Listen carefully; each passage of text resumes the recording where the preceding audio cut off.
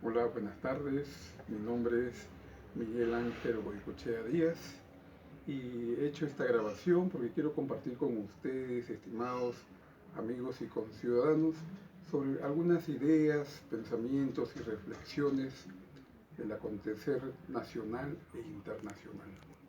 Aquí estaba leyendo la Constitución Política del Perú, donde en su capítulo 1, en Derechos Fundamentales de la Persona, dice en su artículo 1 que la defensa de la persona humana y el respeto de su dignidad son el fin supremo de la sociedad y del Estado. Luego, en su capítulo 2, sobre los derechos sociales y económicos, en su segunda parte del artículo 4 dice, el Estado también protege a la familia y promueve el matrimonio, donde reconocen a estos últimos como institutos naturales y fundamentales de la sociedad. ¿Por qué he querido tocar primeramente estos principales artículos 1 y cuarto del capítulo 1 y del capítulo 2 de la Constitución? Porque observamos que se han violentado no solamente los derechos de las personas, sino también se violentan los derechos de la familia. Ahora observamos que el Estado está promoviendo la igualdad de género como fundamento principal de la sociedad, refiriéndome en la educación. Pongamos un ejemplo. Si anteriormente sabíamos del cuento de Caperucita Roja, ahora sabemos del cuento y del nuevo cuento que ha creado el Estado de Caperucito Rojo. Es decir, ya Caperucita Roja no es una niña, ahora Caperucita Rojo puede ser un niño que ha optado y ha decidido por su elección sexual, siendo un niño de 8, 9, 10 años y que tiene la libertad y el derecho de decidir por sí mismo, violando totalmente este capítulo 2 de la Constitución, artículo 4 del derecho de la familia y su protección. Posteriormente, acá tengo también un libro que es muy interesante, el cual, revisando aquí en mi biblioteca, sobre la Comisión de la Verdad y la Reconciliación. Recuerdan la época del terrorismo, en los años 80 hasta el año 2000, donde Federico Lerner, presidente de la Comisión de la Verdad, expresó brevemente y nos hace recordar algo que todos los peruanos debemos recordar y no debemos olvidar. Dice, el deber de la memoria. Un pueblo sin memoria es un pueblo sin destino. Un país que resuelva cerrar los ojos ante las tragedias de la guerra, el crimen inhumano, la desaparición de personas, la violencia contra las mujeres, el asesinato que eleva en forma nocturna las matanzas de inocentes, será finalmente una sociedad incapaz de mirarse a sí misma y por lo tanto proclive a repetir las causas y los efectos de la violencia, la discriminación y la muerte. Como podemos ver, el artículo primero del capítulo 1 de la Constitución nuevamente nos expresa que si la persona humana, es decir, el peruano, es el fin supremo de la sociedad, como mínimo debe protegerse.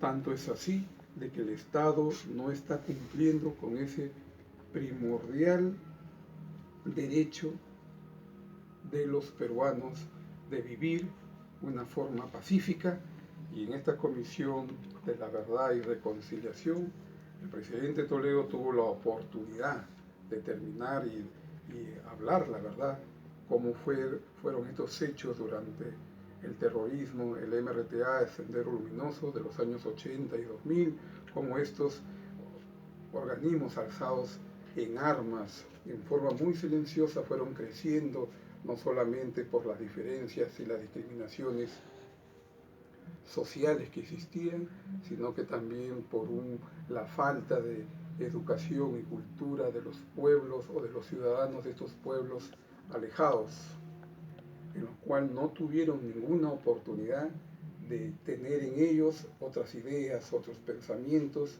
que los alejen de todos estos pensamientos de alzarse en armas, cuando la opción puede ser diferente si se le da la oportunidad a nuestra gente de tener educación, entrenamiento, capacitación y desarrollo.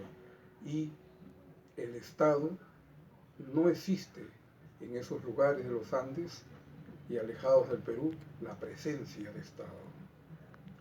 Luego, acá tengo también otro libro muy interesante que habla sobre la gestión de la inversión social en América Latina, editada por la Universidad del Pacífico, donde nos dice en sus principales páginas nuevamente de que si un Estado o un Estado en cualquier parte del mundo no se preocupa por la educación mínima de sus ciudadanos, realmente es un Estado, es un pueblo que se va a la ruina.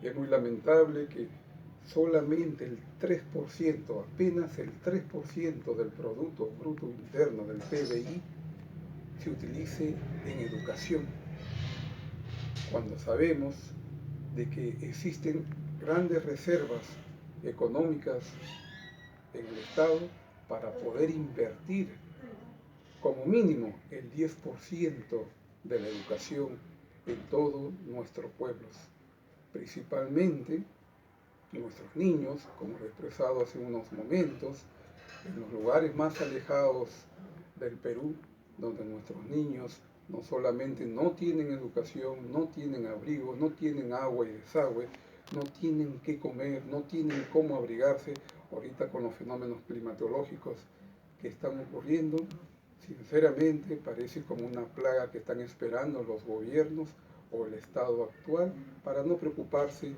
de ayudarlos y que estos ciudadanos y conciudadanos y hermanos peruanos salgan adelante.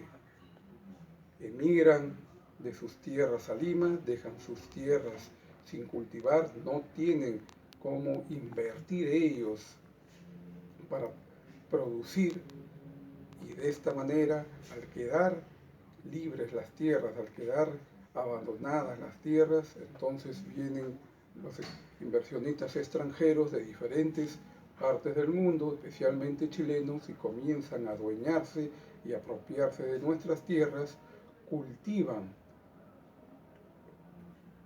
contratan a estos mismos agricultores que no tienen cómo invertir y les pagan lo mínimo por sus productos que ellos han cultivado para luego ellos llevarlos y hacer un gran negociado con el alza de los productos, y eso se llama el dumping, ¿no? Pagan lo mínimo en inversión para cultivar y luego la cosecha llevas a la capital y la exportas al mundo y ganas sumas cuantiosas de dinero.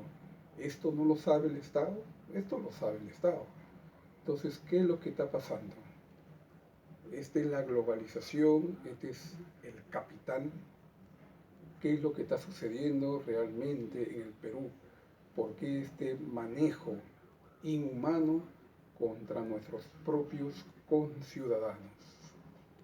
La segunda parte de la inversión social en América Latina y que toca ejemplo aquí en el Perú, no solamente es la educación, sino también en salud. No podemos realmente aceptar que el Perú, siendo uno de los principales países de América Latina, en donde su agricultura salvó a Europa del hambre con la papa, ahora tengamos que estar en los primeros lugares, no solamente en tuberculosis, sino en anemia. Es increíble que esté sucediendo aquí esto en el Perú. La FAO, donde soy miembro de estudios, en la FAO, expresó en el 2014-2015 de que si solamente se cultivaran las tierras cultivables de América Latina y del África, se acabaría con el hambre en el mundo y se podría alimentar 2 veces la población mundial actual. ¿Qué quiere decir esto? De que si somos un poco más de 8.000 millones de habitantes en todo el mundo, gracias a las tierras cultivables del Perú y de América Latina y las tierras cultivables del África, como Sierra Leona, Nigeria, países que realmente sufren extrema pobreza y mueren de hambre, donde cada segundo muere un niño y cada minuto mueren más de 30.000 personas, entonces podemos expresar de que vivimos en una era del canibalismo, de la globalización y de las grandes oligarquías de los bancos, del Fondo Monetario Internacional y del Banco Mundial, que hacen caso omiso o no les interesa, ya que ellos se basan al dejar hacer y dejar pasar y que sea el mercado que regule todo, ¿no? Entonces volvemos nuevamente a la idea principal. Si las tierras cultivables del Perú son cultivadas y sus cosechas nos pueden permitir a todos los peruanos estar almacenados de alimento y así ser independientes en nuestros alimentos y no depender de otros países, porque no tenemos por qué exportar alimentos de afuera cuando aquí crece todo. Tenemos la quinoa, tenemos la kiwichia, el arroz, el maíz, el trigo, variedades de papas. ¿Por qué los peruanos debemos sufrir de tuberculosis y de anemia? ¿Por qué los precios de los alimentos cada vez suben más y más? La respuesta es muy sencilla. Aquí tengo el libro de La Gran Brecha de Joseph Stiglitz. Tengo el libro El ataque contra la razón de Al Gore. ¿Recuerdan Al Gore? El vicepresidente de los Estados Unidos y asesor de Bill Clinton. Tengo La crisis del capitalismo global de George Soros. Tengo el libro de El miedo a la libertad de E. Fromm, escrito por este alemán. Tengo el libro de Eduardo Punset, donde expresa El alma está en el cerebro. ¿Por qué la educación es un fracaso en el Perú?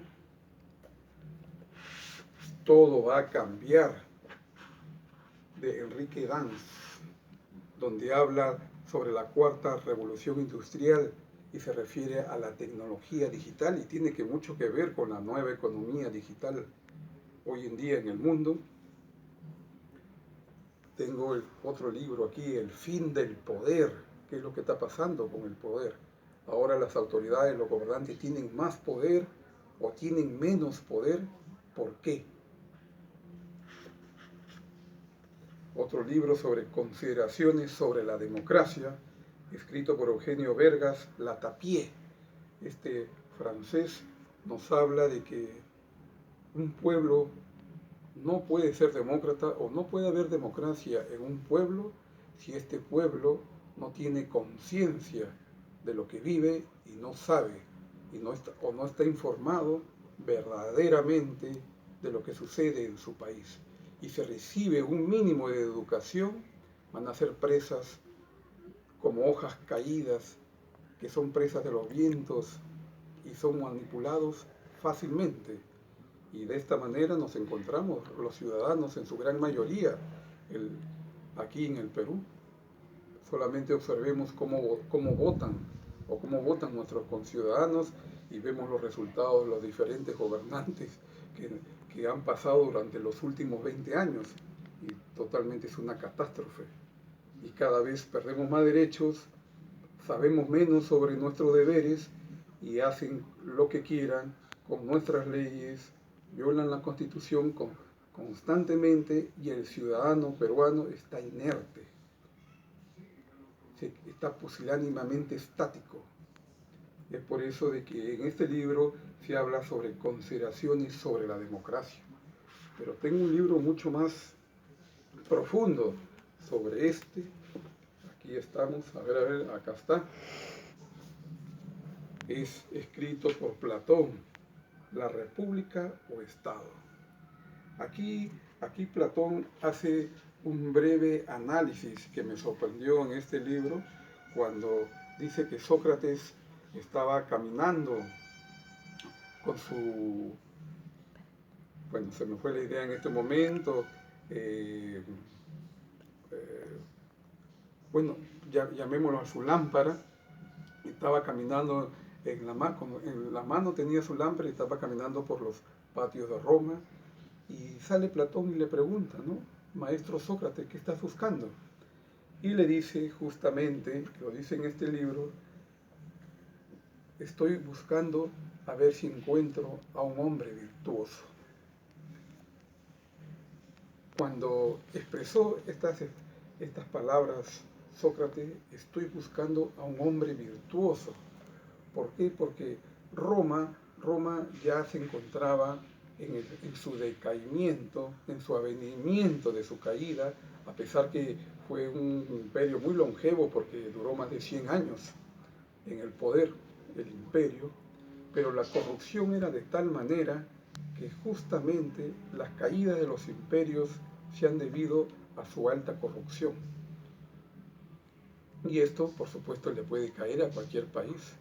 Un país donde su forma, sus virtudes, el tronco, el pilar, sus cimientos de su población no es ética, no es moral, entonces en cualquier momento las autoridades van a caer por, por el extremo de la corrupción que se está viviendo. Por más que se tapen las cosas de diferente o de una de otra manera, las grandes transnacionales compren los medios de comunicación, tanto hablado como escrito, tarde o temprano la luz de la verdad sale. Justamente de esto se refiere aquí Sócrates en las consideraciones que se hablan en este libro. Y por otro lado, nos hace recordar de que en aquellos tiempos la democracia se practicaba de tal manera de que cuando un tribuno salía a las plazas públicas, y un tribuno era aquel que tenía un rango de general, un tribuno también podía ser elegido senador de Roma, y este salía a las plazas públicas y le preguntaba al pueblo, ¿no? ¿Quiénes consideraban ellos que eran corruptos? Y el pueblo, al unísono, expresaban fulano, celtano y mengano. De inmediato agarraban el tribuno con los soldados de Roma y echaban al ostracismo a estos políticos. Vean ustedes por qué entonces este imperio fue tan longevo. Tenían de lo bueno, pero tenían más de lo malo, ¿no? Entonces esto es lo que debería ocurrir también acá en el Perú, ¿no? A esos malos políticos, a esos políticos que están involucrados en corrupción, debería llevarse al ostracismo de la política. En otras palabras, ¿qué quiere decir? Que ya serían totalmente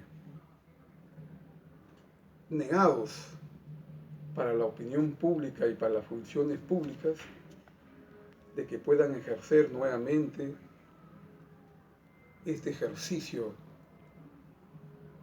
tan interesante y de servicio para el país de que es servir a su nación. Cuando Sócrates se refería a todo esto, consideraciones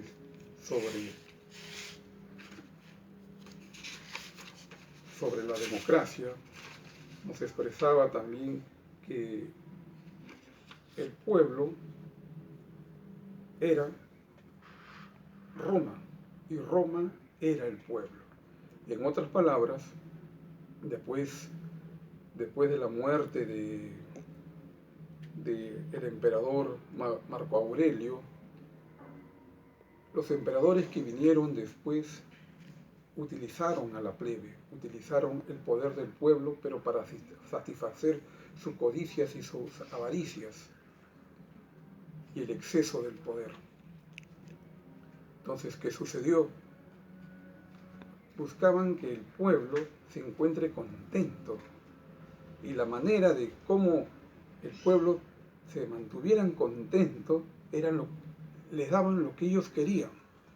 Por ejemplo, si querían diversión el pueblo, sacaban a los leones y utilizaban a los cristianos para que se diviertan, y era una forma de darle al pueblo ese tipo de diversión, y el pueblo estaba contento. También habían teatros en Roma, el pueblo se mantenían alegres. Por otro lado, hacían diferentes tipos de festividades para sus dioses paganos y le daban al pueblo lo que ellos querían. Tanto es así que la creación de la Navidad, que utilizaron al cristianismo para mantener al pueblo ahí manipulado, fue una idea. La creación de la Navidad fue una idea entre los políticos romanos y la iglesia romana de aquellos tiempos. Entonces, así, de esa manera mantenían en tranquilidad al pueblo. Y son ahorita estrategias de manipulación que actualmente se han sofisticado en estos tiempos modernos, en el siglo XXI. ¿Por qué la educación en el Perú es un fracaso? Interesante, ¿no? ¿Por qué la educación en el Perú es un fracaso? Escrito por Marco Antonio Mesa Gil. Este es un problema coyuntural o estructural. Es un problema estructural, no es coyuntural. Después vamos a definir estos dos conceptos. Porque actualmente a los gobernantes, primeramente, y a las grandes élites de las grandes empresas transnacionales, no les conviene que un pueblo tan rico como el Perú tenga una buena educación. Porque al tener una buena educación, como hemos expresado anteriormente, los pueblos tienen menos temor a la libertad. Y como dice la Constitución, y si los estados cumplieran, ¿no?, la persona humana, es decir, el peruano es el fin supremo de la sociedad, y le brindarían mejor educación a nuestro pueblo, no nos encontraríamos como nos encontramos actualmente. Ojo, el territorio peruano no es pobre, es rico. Quienes son pobres son las grandes mayorías de los peruanos. Somos más de 30 millones de peruanos, y la definición de pobreza ya no solamente se clasifica si tienes trabajo o no tienes una casa, etcétera, etcétera, sino simplemente de que si no tienes acceso a los principales recursos básicos, entonces podemos decir que te encuentras en la pobreza. Y otros conciudadanos, como estábamos hablando, nuestros hermanos de los Andes, donde mueren de hambre, mueren de frío, sus animales del cual ellos viven mueren del frío por la coyuntura coyuntural que están viviendo del cambio climático. Sus pequeñas casitas apenas pueden abrigarlos, no hay presencia de Estado, entonces ellos son ciudadanos y conciudadanos en extrema pobreza. Esto hace de que la educación no sea de interés de los estados, de los gobernantes y de las autoridades para nuestro pueblo, porque si no, ya más de los 32 millones de peruanos, hasta un poquito más, un gran porcentaje de estos peruanos ya se hubiesen levantado para reclamar sus derechos y defendiendo y protegiendo los deberes que ellos consideran de acuerdo a la educación que ellos mismos se han creado o ellos mismos han fomentado para su entrenamiento, capacitación y desarrollo y autodesarrollo personal. Por eso que estoy considerando estos aspectos con ustedes desde un punto de vista pedagógico. Disculpen y sean indulgentes si no ha habido expresiones tal vez muy claras, pero esto es del momento, no ha sido planeado, lo estamos haciendo en vivo y en directo por la necesidad que he visto necesario de hacerlo en estos momentos. La educación, ¿quién no puede decir o quién no puede engañar o quién nos puede engañar de que son las claves para el desarrollo de toda una cultura, de todo un pueblo, de todo un país?